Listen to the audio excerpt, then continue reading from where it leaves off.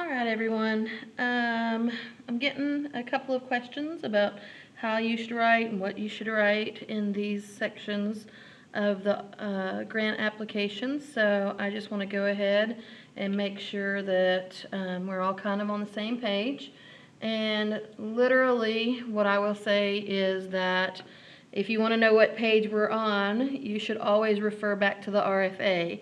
So remember that our job at this point is to make the NSF think that our grant application is one of the best. I think 8 is what they said was probably the max they were going to fund for the type of grant that we're writing. So we want our program application to be one of the best 8 applications that they see. So how do we do that? Remember, we always go back to the goals of the grant, okay?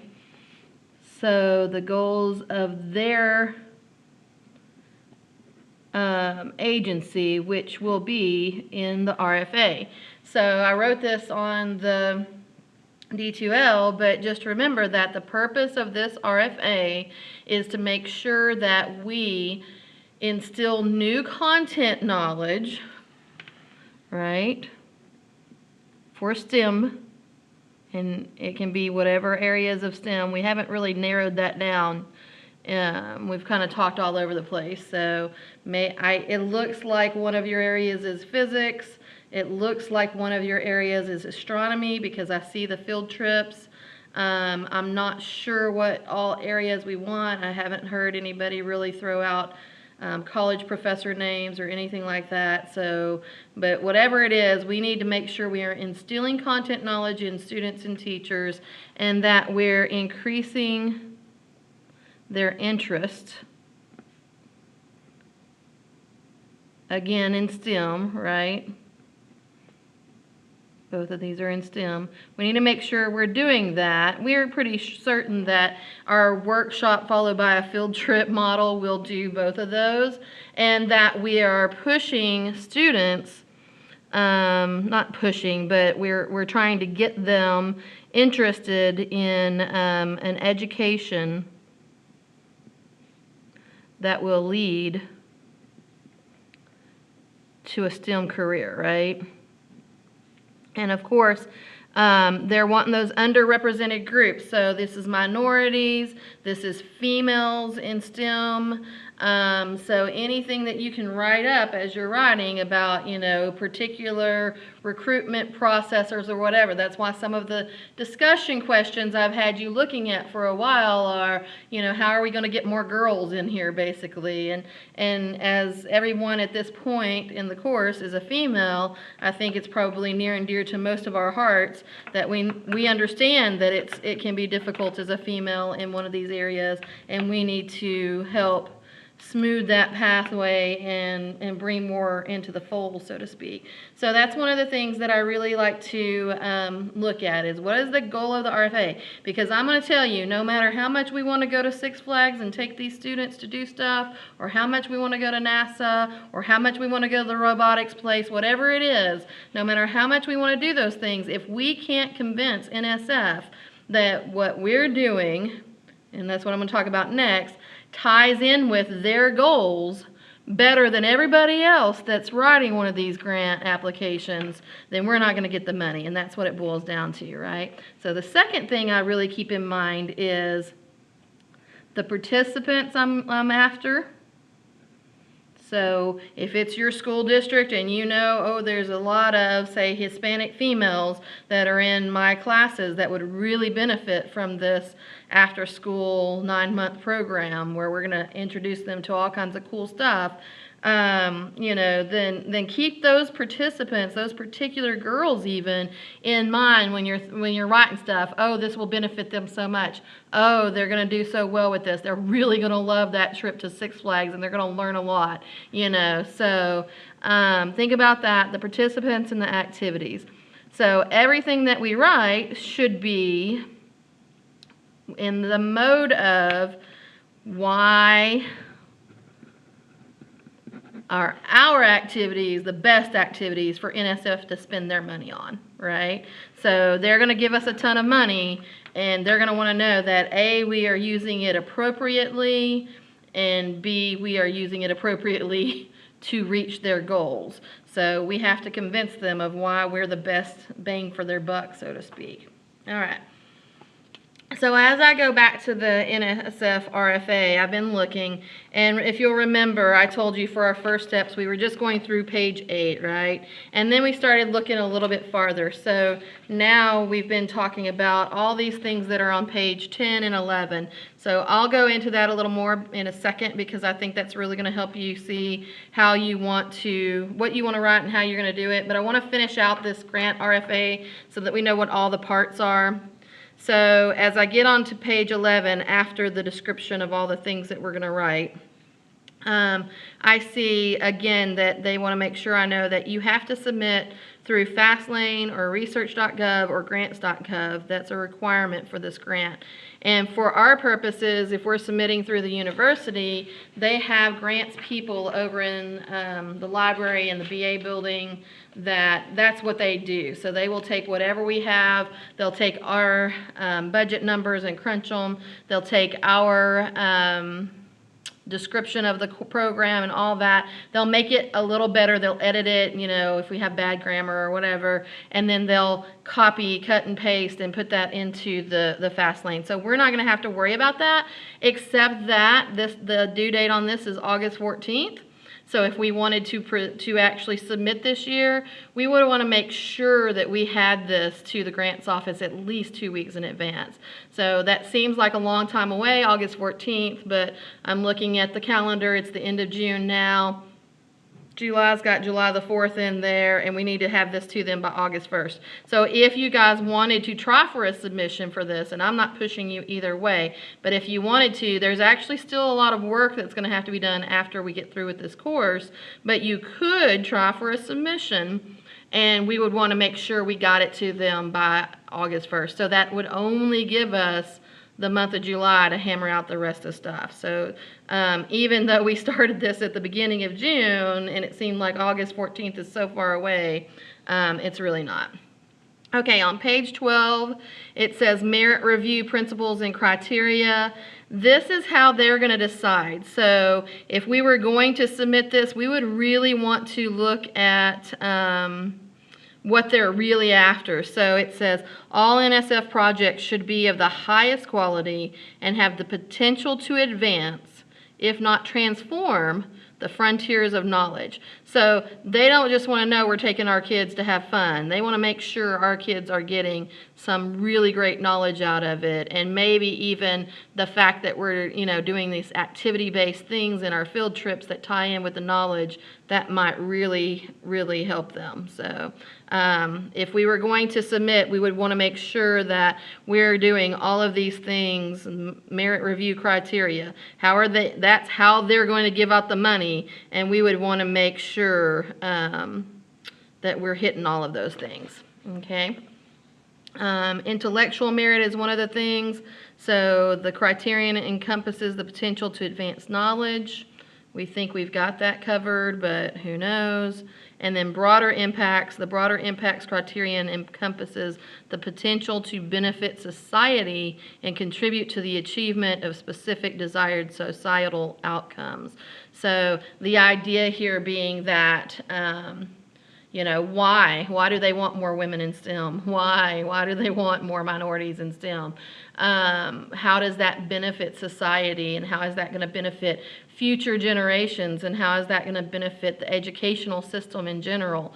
Well, if we have more, let's say, Hispanic females who go through and they say, oh, look, I want to be a physics teacher, and partially base that decision on our activities, then that person, maybe they want to do physics, you know, and we've ignited that, and now 10 years down the road, all of a sudden we've got a new Hispanic physics teacher in one of our regional school districts. Isn't that awesome?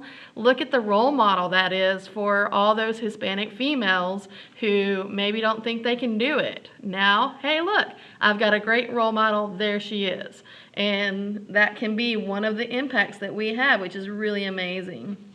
So, you know, think about those things. And it's not too much to write kind of, I would say, pie in the sky, but it's not. It is true that every person who becomes a teacher or every person who goes into one of those STEM fields can affect change and can, better themselves, their families, their society, their community, all of that. So really think about that. Okay, as you're writing, so it's okay. Additional solicitation, specific review criteria. So these are specific things to this proposal. And again, I don't think we have to worry too much about it right now, but there's stuff in there you should look if you're kind of like, oh, how do I write this? Page 13, to what extent does your proposal include explicit and adequate strategies for recruiting and selecting participants, particularly those underserved and underrepresented populations in STEM professions, careers, and educational pathways? To what extent does the proposal describe compelling approaches to address diversity, access, equity, and inclusion in pre-K through 12 learning environments? So they really want to make sure that you're hitting on those special populations that they're trying to really affect change in. All right. Review and selection process. This is how they're going to actually, like different people will rate your stuff. So that's on page 13 if you want to take a look. Page 14.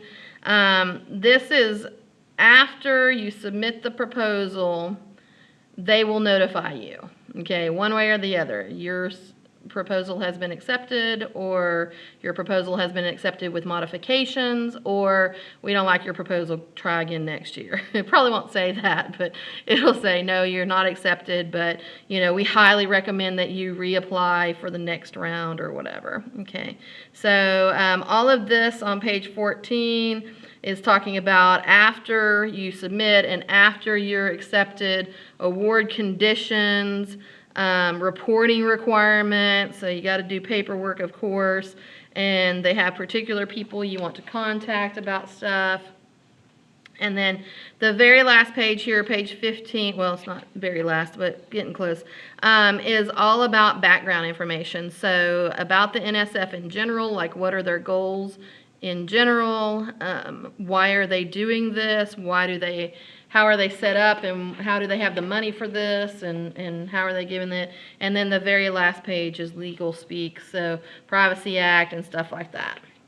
It's important to know that if your grant application gets funded, and that's in the paperwork, so you would know it, if it gets funded, you actually, all of your application becomes part of public record. Because this is NSF, it is nationally funded federal money. Yeah, they're going to share that information with the public, basically. All right.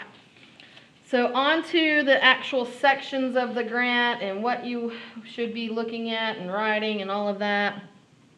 I pulled up and I put it in today's D2L. Here's this paper from earlier in the semester, Getting Started on the Grant, that I put into D2L before. I just pulled it up again. So background information, we already have our agency. We already know about RFPs. We already know what our topic is and what kind of money we're looking at. What format does the funding agency prefer? They're just going to want a typed document, basically. They do have a specific cover sheet that we would have to use if we got to that far or that point.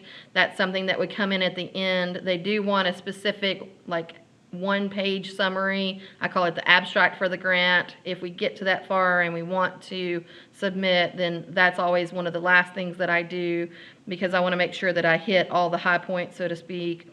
And is there a template that they use? Yeah. So major concepts with technology. I still don't think I've heard a lot about software from you guys. So if you want software, we're about to talk about budget, so that's where you would stick that in. And then you would need to write in one of the sections that we're writing why that software is going to be useful. I would guess it's going to be useful in one of our workshop days, so that we can do workshop and lab and activities, whatever you're wanting to do, to get them to the point where they understand the background information for the field trips. But you're going to have to justify that, basically. Any money you want to spend, you have to give a reason. Logistics, how long will your program run? We've got that. When, where, who will participate, who are your key personnel, all of that. We still don't have a curriculum plan, so fortunately this particular grant didn't really ask for a curriculum plan, but if we were going to submit it, before we submitted, I would want to make sure that we at least had topics for the different workshops. And as I mentioned in one of the things that I wrote up, we need to kind of decide, are we running the exact same workshops every year for the 4 years of the grant? That would mean that we need a different participant pool, okay? Which is nice because you reach more students, so maybe we want to do that, the same 4 workshops over and over. Or are we using the same participant pool for 4 years, and we're going to run a different 4 field trips with them every year so they get new knowledge and new experiences. So if we're going to do that, then we only now have maybe 4 field trips. We would need 16 field trips if we're going to do the same group all the way through, right?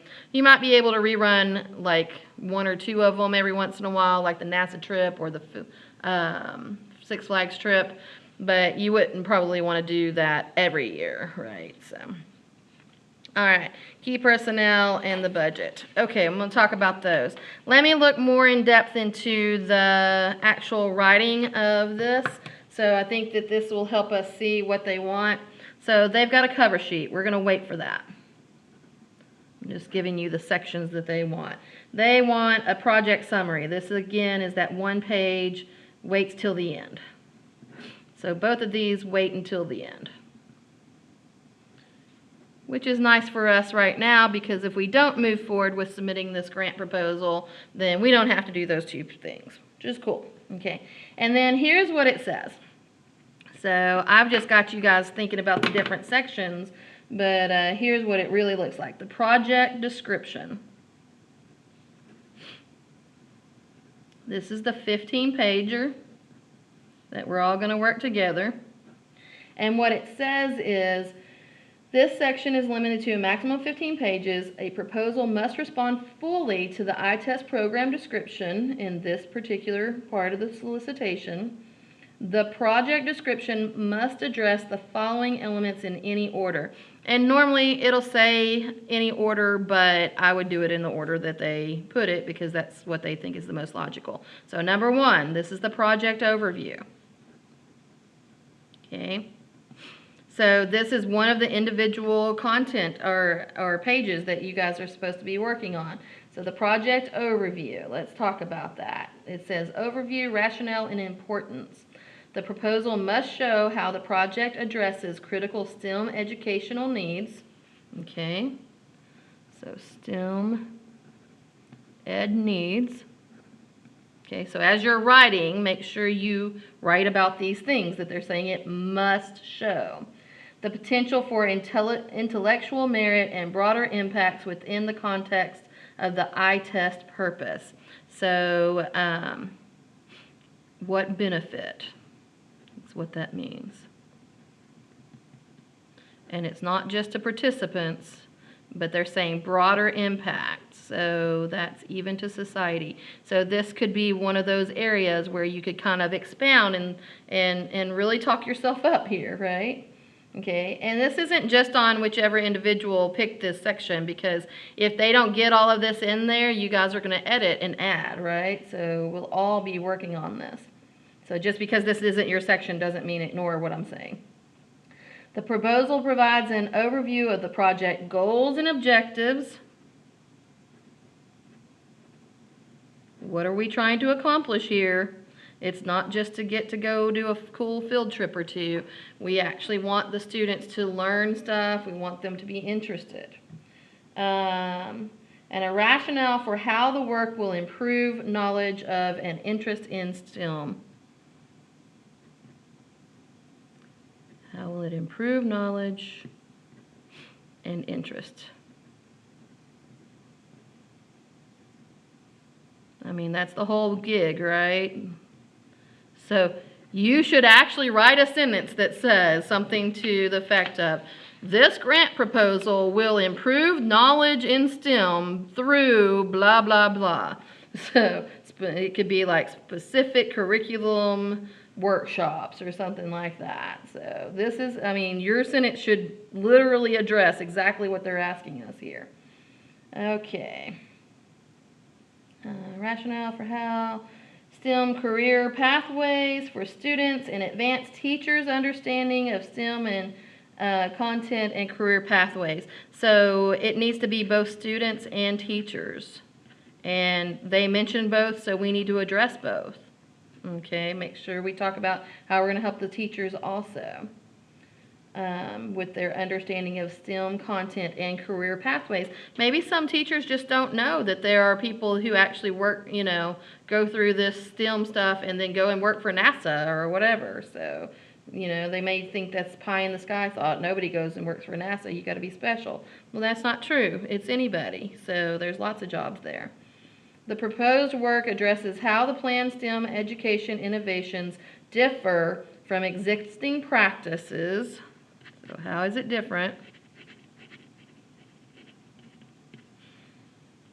Existing practices and why the study has the potential to improve student and teacher learning and other educational beyond what current practices provide. How will it improve over current?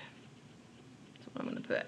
So again, this is page 10 of the RFA. Go look. But if you're writing this section or if you're helping edit this section, and quite frankly, this could be a large portion of our description because we want them to understand what we're doing and how our workshops are going to function and how our field trips are going to function.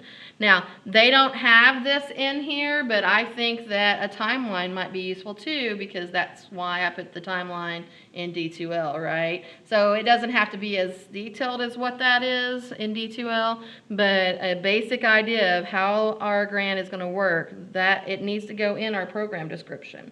Okay, so project overview is the first thing it says. The next thing it says is results from prior NSF support, and I already said we're going to ignore that because we don't have any other prior NSF support. But the next one is expertise in management.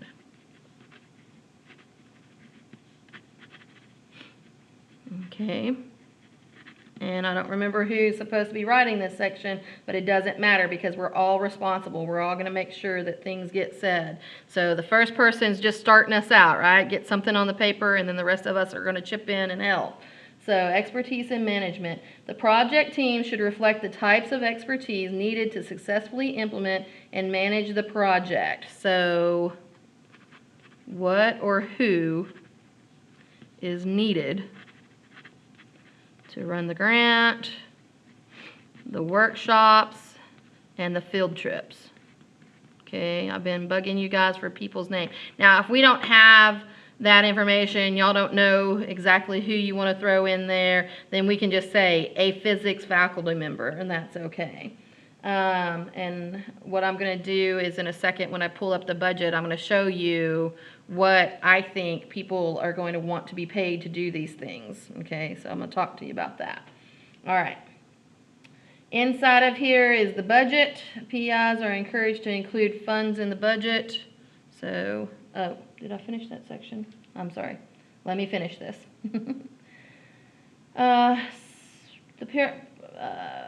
Implement the project, manage the project, such as interdisciplinary teams of STEM education researchers, development experts, so that could be like psychologists or counselors or something like that, school district personnel or experienced teachers, STEM content experts or researchers, like I have in the budget lines for public school teachers and lines for college teachers. I think we need both.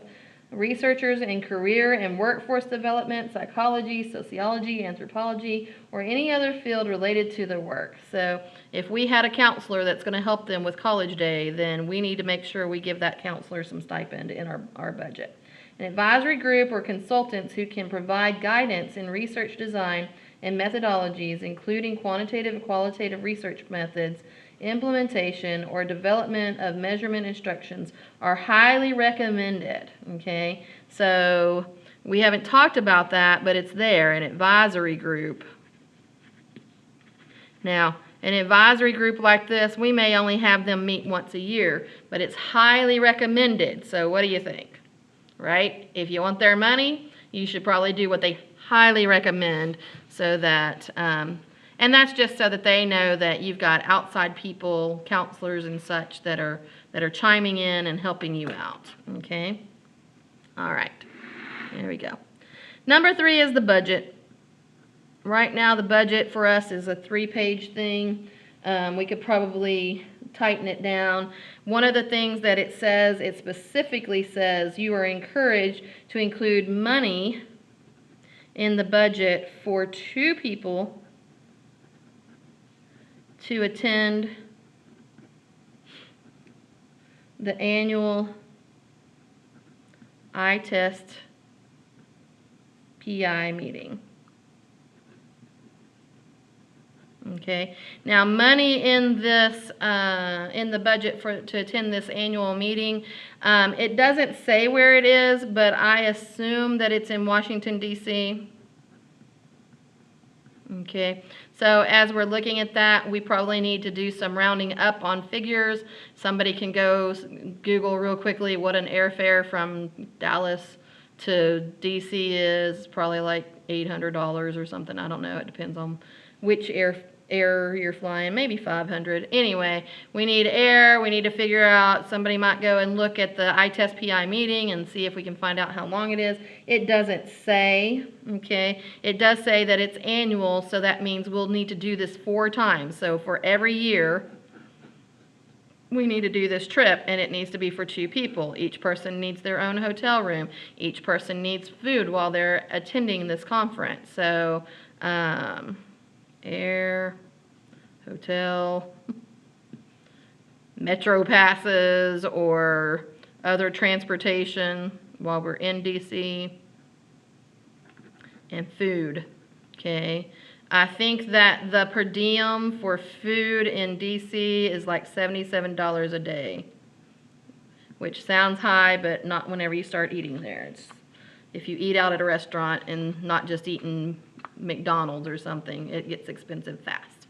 Okay, so in addition to all the other stuff we've been talking about, there might be other conferences that people want to go to. There's definitely this annual meeting that they want us to go to. It says 2 people, that's probably the PI and co-PI, but it could be the PI plus a faculty member, or if the PI can't make it, then it could be a 2 faculty members. So it doesn't say it has to be a particular person.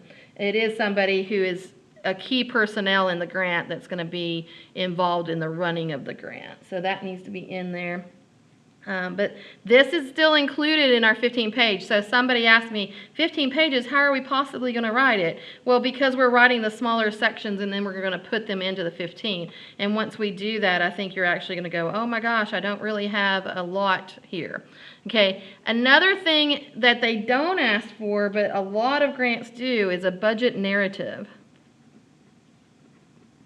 So a lot of times, if you're not writing in, say, your overview or whatever exactly, if like we might not have written something about this annual meeting, for instance. If we don't have it anywhere else and it just suddenly appears in the budget, then a lot of grants want you to write a budget narrative, which is just a paragraph or 2 explaining items that aren't mentioned elsewhere. So for instance, for our field trips, we could say, see the program overview, you know, for that item. But for this particular PI meeting, we might need to really just put a sentence or 2 in there that says, this money will cover 2 people, blah, blah, blah, blah, blah. So it's just spelling it out and making sure everybody's on the same page, basically. Okay, that is your 15 pages, okay? So I kind of put a little bit of hints onto the program description, like I put in there a hint, we might want a timeline here. You can cut and paste what I already put in D2L, or you can make it up yourself. I don't really care, but you might want a timeline in there so that they know what we're doing. That could go under program overview, the first one. But those 3 things are the main things that they want to see in this 15 pages. Okay, if we got other stuff, it's fine, but we can't go over the 15 pages. And then it says, other sections not in, well, it says, in addition to, it doesn't say not, but I read that, the 15 pages. I read in addition to the 15 pages as not in those 15 pages. So then we also have these other two sections that people are working on. One is the work cited, references cited. I think that this might be the most obvious section for what you're doing, but it's any literature cited should be specifically related to the proposed project. The project description should make clear how each reference has played a role in design of the project. So what they're saying here is this is our lit review. And if we have stuff down here, then somewhere up here in our 15 pages, we need to talk about how that particular article or that particular whatever has helped influence what we're doing. Maybe we're saying, you know, that these Six Flag trip is going to be relevant because it's active learning, and that was in this particular literature, okay? So we're just making sure that if it's a reference cited, that it's somewhere in our paper up here. So if you have a reference, you have to cite it. If you have a citation, you have to reference it. There we go. Okay, so that's in there. And then the fifth thing that they want us to put into it, and this is, again, not in the 15 pages, is the data management plan. And again, we already did some talks, some discussion about the data management plan, right? So there are ideas in the discussion board, so make sure that if we're going to use those ideas, some of them were really great ideas, that we get it into our data management plan here. So things that we discussed, for instance, the pre-test, post-test, sorry. We discussed focus groups and getting the students to come in and do particular, answer particular questions about their experiences. We discussed interviews. Maybe you want to do focus groups with the students, but interviews with individual teachers that were able to benefit from our program.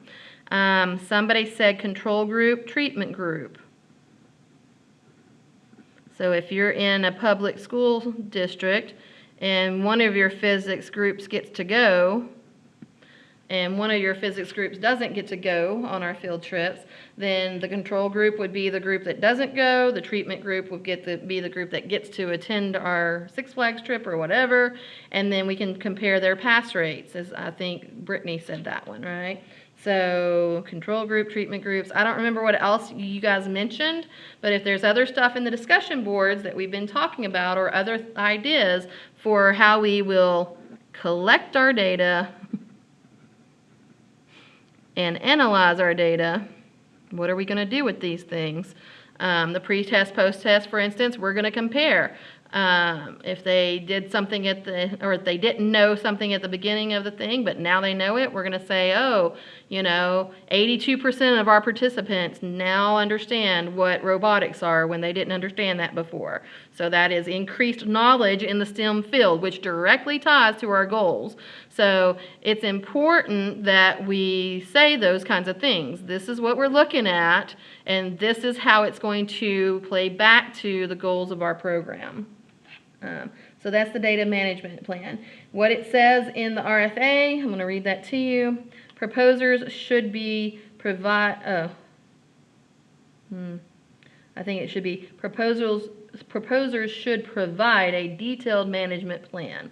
Transparency requires that the federal agencies share how they are maximizing outcomes of federal STEM investments and activities and ensuring broad benefit to the public. Proposers are highly encouraged to review the EHR Directorate-specific data management plan guide which can be accessed at this particular thing, which probably inside of there they've got specific things like pre-test, post-test, or whatever. So that's what we're talking about. So go back and look at the discussion boards. You're welcome to look at this link that's on page 11 of the RFA. Go back and look at what we said we were going to do and then write that up. But as you're writing it up, don't just say, we're going to use a pre-test, post-test. Okay, we get that. How? Why? How is that going to benefit us? How will we know that our program is actually being successful? How are we going to, by the way, what if the first year only 20% of our participants have increased knowledge in the STEM fields after they've gone to all of our workshops and field trips? Uh-oh. So maybe we should put in something there about how we will use the results of this stuff in order to evaluate our program and improve for the next year. Okay? So things like that are really important. All right. And then the last thing it says is absolutely no appendices are permitted. So that's it, those 5 sections. So that is our grant proposal. That is how it's going to all go together. Once I still haven't looked at the budget, so I'm going to pull that up in real quickly. But once we have all of those things written out together in a succinct way, what I will do is I will combine everything together. And so I think all of this needs to be written by Sunday, is what I said in D2L, because I'm going to put all that together. And then your final thing is due by Tuesday. So I'll stick it all together in a final grant document, and then you guys can go through and see how that looks and see how it's going to run and all of that. Okay, so I do want to talk about budget real quickly. I have 2 budget files. Here was your individual one, okay, field trip one that you guys are supposed to be working on. I'm going to zoom in a little bit and then probably have to focus it. Come on. There we go. All right. Right now, I think this is due on Thursday, if I recall correctly. So I only have 2 in there right now. 2 more need to be filled in with particular amounts. The big thing I want you to know about all of the budget templates is if it's a highlighted area, it should calculate for you. Okay. So do not type in any area that's highlighted. For instance, I'm assuming that this Six Flags one was put in by Brittany. I'm not sure who was NASA. Was that Mary, Callie? I'm sorry, I don't remember who was NASA. I think it was Mary. So as you do that, you've entered entry fees, meals, hotel, other stuff, any materials you feel like they might need in order to do that activity. I know that Brittany said something about clipboards and pencils so that they can write during the activity day. So you're just entering this is per person. Okay, you're entering your dollar amounts, what you think it's going to cost per person, and then this will total up per person. Okay, you don't have to total, it will total for you. It should. Okay, and whoever did this, I think it was Callie, Mary. You know, enter your stuff, and then again, it should total for you per person. This is the cost. And then what I've done is I set it up so it would do 36 participants. I know that's a little dark on the green, sorry. We said we were going to do 30 students plus chaperones, and we said we would have 1 chaperone per 5 people, so that's 6 chaperones. So that's how I got the 36. So this number right here, that's going to multiply out, what that is the software is taking our total per person times 36, and it's giving us the total per group. Okay, participant cost per group here. Okay. And then the way that this spreadsheet is set up is it's going to do the participant cost plus these random items here. Okay. 200 for the bus rental, for the bus driver, substitutes for teachers, stipends for faculty and staff who work the event. I'm going to say, needs to be a total. Sorry. So you might want to change this. We've got 300 right here. I think in one of my videos or somewhere where I wrote, I told you guys that normally this is faculty on the grant. Okay, this is not teachers who are coming in and benefiting. This is not participant teachers. This is faculty on the grant. This is people working the event, okay? So that might be your chaperones, like if Brittany wants to help run her Six Flags Day and she's also involved with the running of the grant, then she might get a $300 per day stipend, okay? And that's normal for grant work. I'm just going to let you know, okay? So if the idea being you are involved with writing the grant, you are involved with running the grant, and you are giving up an entire day of your time to actually help run things. So you may not get to ride any Six Flags rides, right? You might be, helping corral students and stuff like that, that you would normally get $300 per day. Now, this could be, at this point, this is one person. So whoever did the NASA trip, if you feel like we need 2 or 3 people to run the NASA trip, then we might want to change this to, however many people you think. That's $300 per person per day. So go ahead and add that out, right? So you can leave it at $300, I don't care. But that means we only have one person who represents the group, the grant, who's getting paid, okay? And Brittany, I would say you probably need some people to help run your event, and you should pay yourself if you're going to be involved with this. So there's nothing wrong with the people who are running the grant getting paid for their time, because that's what this is, right? A grant should help benefit the people who are running it as well, okay? Another thing about the NASA trip, if we're talking about going to Houston from the Dallas area, that's a 4 to 5 hour drive in a bus, okay, each direction. So if you think, oh, we're going to leave at 6 a.m., get there at 11 a.m., and we're going to run them ragged until, say, 6 p.m., so, and then the bus driver, poor bus driver, will have us home by 10 p.m. maybe. 11 p.m., something like that. If you feel like you can do that and not have to stay in a hotel, that's fine. I'm not forcing you into hotel fees, but that looks like a really rough day to me. I'm just going to say that, especially for 30 high school students. It could end up being a cranky day, if that makes sense. So it might make sense to do a hotel thing.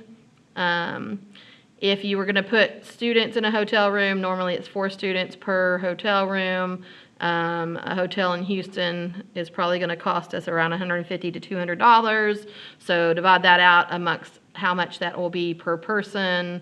Let's just go $200 per 4 people, so $50 a person, okay? It can be an average. We don't have to be exact. Again, the chaperones are not going to have to share 4 people per room, so you might think about what's it going to cost for chaperones or something like that. So if you wanted to put chaperone hotels separately, okay, because there's 6 people plus the bus driver probably, 6 people at $150 or $200 a room, then you could just put that in as one line item there. Okay, but if you think we can make it in one day and we don't need hotels, I'm okay with that. It's just a really rough day, I think, a really long day.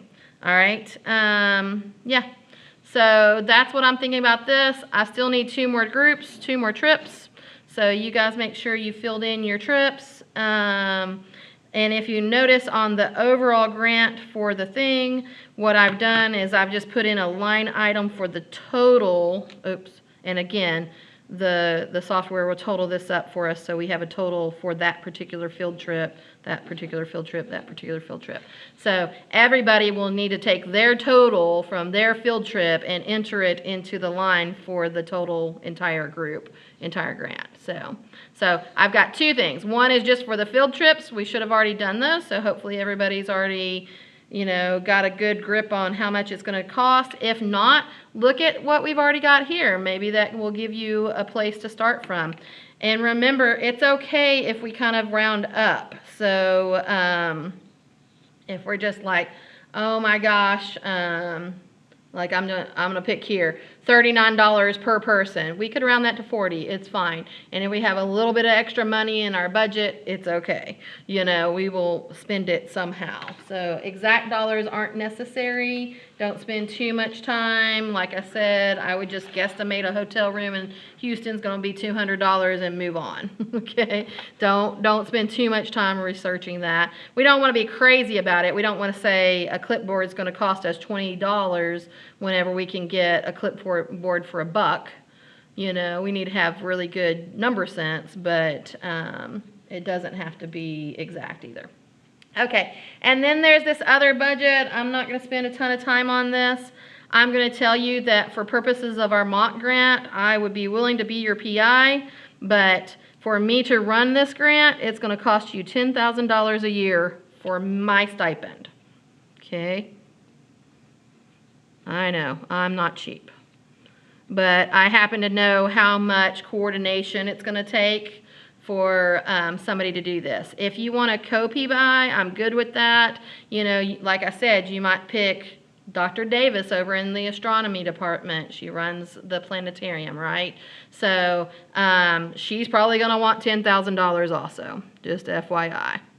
And that sounds expensive until you realize the amount of time that people are putting in on these grants and investing, especially over a 9-month period while we're doing other things. Running our own classes and stuff like that. It's a lot of time and effort that comes out of their time. College faculty give a particular area. For instance, like if you wanted somebody to come in and talk about robotics, we might get somebody from engineering like Dr. Moeller or somebody like that. Now, they're not going to be involved in every single thing. This might be one field trip and one workshop, right? So you don't necessarily have to pay them tons and tons of money, but you need to know what they're doing. So for instance, if they're running one workshop, I would say that's $300 for the workshop. And if they're going to also attend a field trip, that's $300 for that person for the field trip. Okay? So if he's going to do, I'm just picking on Dr. Moeller now, if he's going to do a robotics workshop for us and field trip every year, then we need to budget $600 for him every year. Right? So we'll budget that in. So similarly, if we have somebody doing astronomy, if we have somebody doing a physics thing, you know, if we budget for them $600 for them to do each of those, and that's fine. If we have public school faculty who are coming to our workshops or to our Saturday, you know, whatever we're doing, a field trip, then I feel like they're giving up their personal time and they should get paid the same. Okay, so again, $600 if they're doing both. If they're only doing the workshop, then $300, but just fill in some dollar amounts and see how it goes. All right, so that gets us our senior people. All right, if you don't want me to do this, that's fine, but I'm just warning you that probably anybody's going to charge you a lot of money for that. Graduate students, they make a total, if they're a full year-round graduate student, it is a $12,000 stipend. Okay, it's $4,000 for the fall, $4,000 for the spring, and $4,000 for the summer. Okay, so however you want to figure that out. So if you four want to each have a graduate assistantship running off of this thing in your fantasy world, that's fine. Just give yourself $12,000 for the whole year. Or if you only want to do fall and spring, then it's $8,000, $4,000 per semester. Student workers should be getting paid either $8 or $10 an hour. So estimate how many hours and go from there.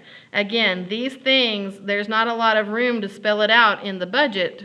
So that's why you might want a budget narrative or to write it into your program description, how the student worker, what they're going to do. So we've already talked about things that need to be done, like paperwork and setting up hotels and making sure we have, you know, a group reservation with Six Flags and stuff like that. So there is a lot of little stuff that needs to be done aside from budget or report writing. All right, this program will automatically calculate our fringe benefits. So once you have filled in the other, how much everybody's going to make, these numbers should fill in. Please don't type in the pink spots. And then we'll get a total for the fringe. and personnel plus fringe, and later the program will use that number. Travel, so domestic is probably most of what we're going to do. If you had a foreign conference, something in, I don't know, France or Italy that would support our purpose, maybe, oh, I got a great one, PME. You could look that one up. There's a PME International. That's the Psychology of Math Education.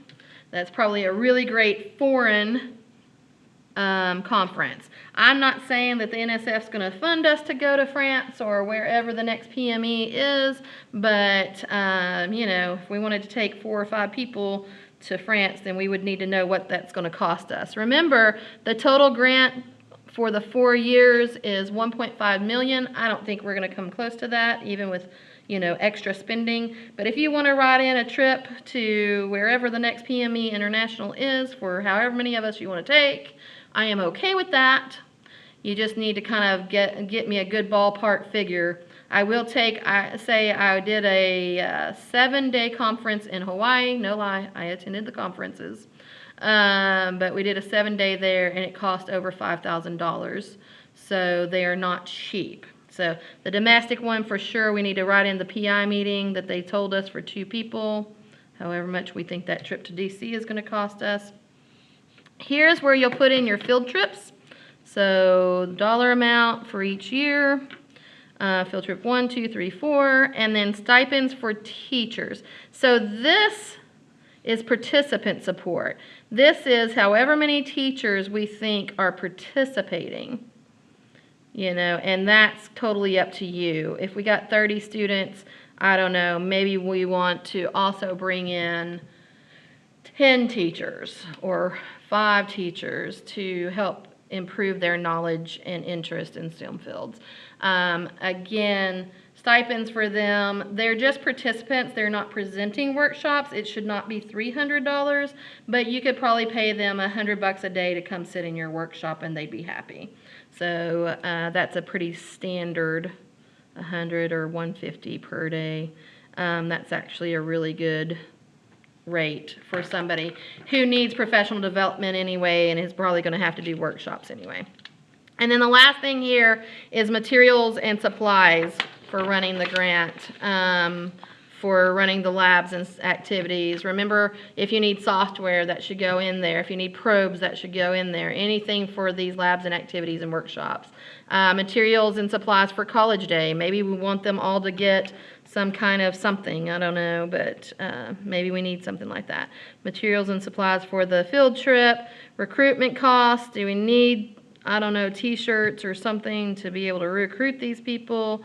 And I've got specific things there. If you want to be a GA, maybe we need to support your graduate tuition remission. This is how much NSF says they'll pay. It's a lot of money. So think about that. I don't care if we put it in there or not. We've got money in the budget, so think about it if y'all want tuition remission. Maybe that's stuff y'all can talk about.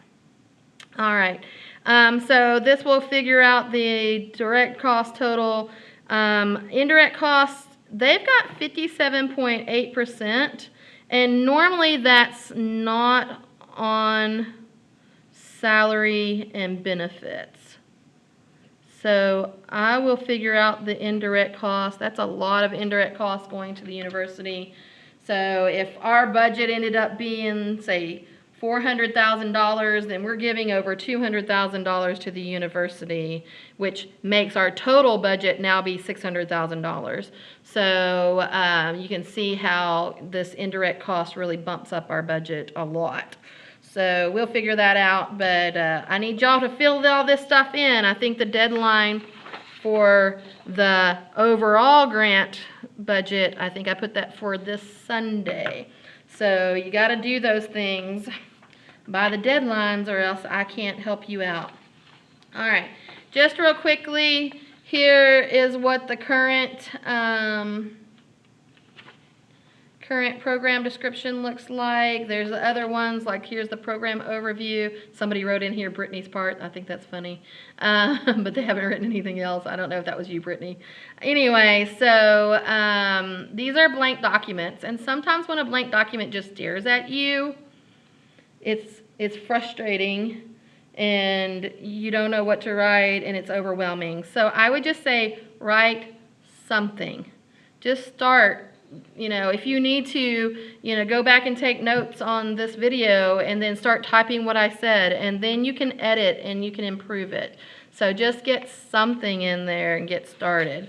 I've given a few hints for things that are going to need to be in the project description. So that's just hints. It doesn't have to look like that, but I wanted you to see things that are going to be in there. So go forth and multiply. Have fun writing this, but do it in a timely manner because some of this is due soon. Some of this is due Thursday. Your individual sections, remember, due Thursday. Your individual sections and your field trip budget. That's due tomorrow. Okay? So it's been out there for a few days, but some of you are still cringing. Oh, there we go. Cringing at getting these things written. And I know it can be daunting to start, but I really think if you just get started on it, just write something, even if it's not yours. So say the data management plan, even if you don't know what to write there, or if you have something to write there to help them out, that'd be great.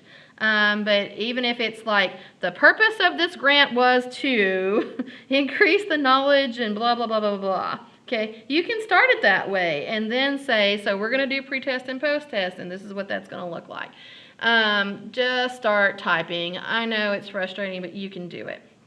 All right, I'm about out of time. I'm sorry this is a really long video, but hopefully it gets us moving on getting this written, because I need you guys to have your rough draft in soon so that I can stick it all together and we can do some final stuff on it. All right. Good luck, you guys. You can do it. You can do it. All right. Bye.